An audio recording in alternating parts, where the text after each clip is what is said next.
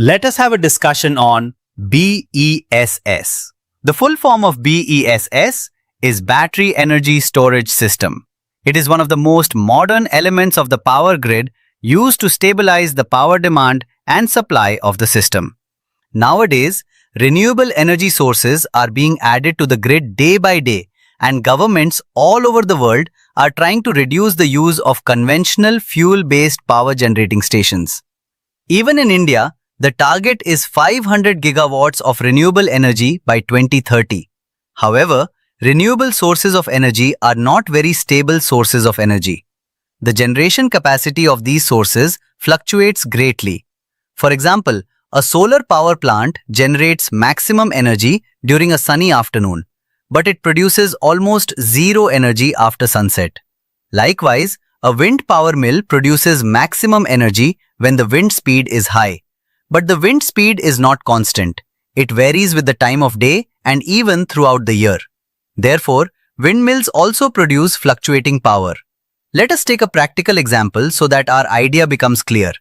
Do you know during which interval of the 24 hours the power demand reaches its peak? Obviously, it is during the evening time after sunset, usually from 6 p.m. to around 10 p.m. Now think about a solar power plant. A solar plant does not generate any electricity during this peak demand time. However, when the solar plant generates the maximum energy, that is during a sunny afternoon, the actual power demand is quite low. Therefore, there must be some means to utilize this unused power generated during the peak period of renewable power generation. Here, the Battery Energy Storage System, BESS, comes into the picture. That means we need a system to store the excess energy generated during the non-peak hours of the grid, and that energy can be utilized on the grid during the peak hours.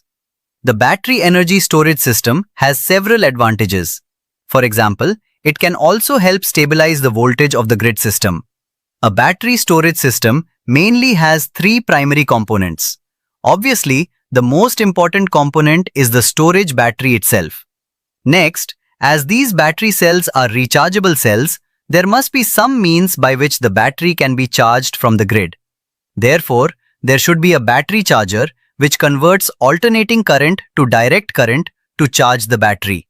But when the load demand increases, the stored energy of the battery has to be supplied to the grid. However, the battery produces only DC power. Therefore, there must be some means to convert this DC into synchronized three-phase alternating power. For this purpose, an inverter is used. It converts the stored DC into synchronized three-phase alternating power so that it can be fed into the grid. The combination of the charger and inverter together is called PCS or power conversion system.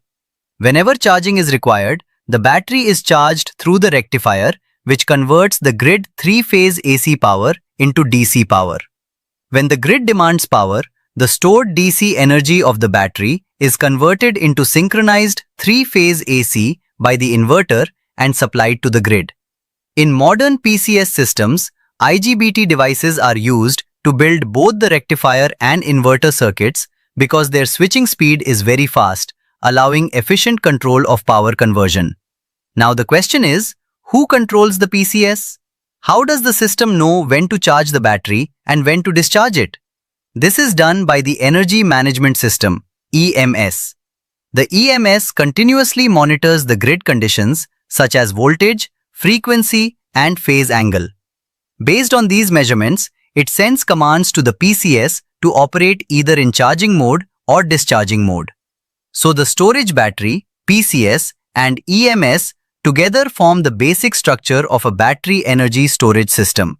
In addition to these, several auxiliary systems are also used. A battery management system, BMS, monitors the voltage, current, and temperature of each battery cell. It helps monitor every cell individually and improves the operational performance of the battery bank. Another important component is the fire protection system, because batteries store a large amount of energy and there is always a potential risk of fire hazards. The cooling system is also very important. During charging and discharging, batteries generate heat.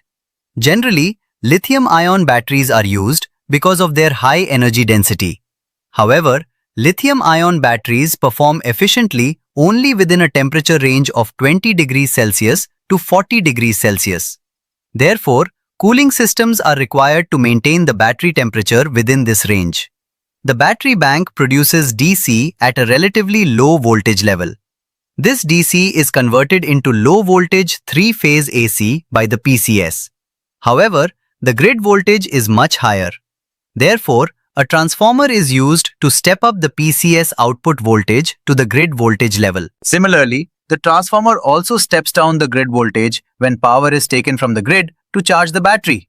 So, a transformer is connected between the PCS and the grid. Switchgear and protection systems are also applied to protect the transformer from faults and also to protect the entire BESS system. So finally, a BESS system consists of a storage battery, PCS, EMS, transformer, BMS, fire protection system, and cooling system.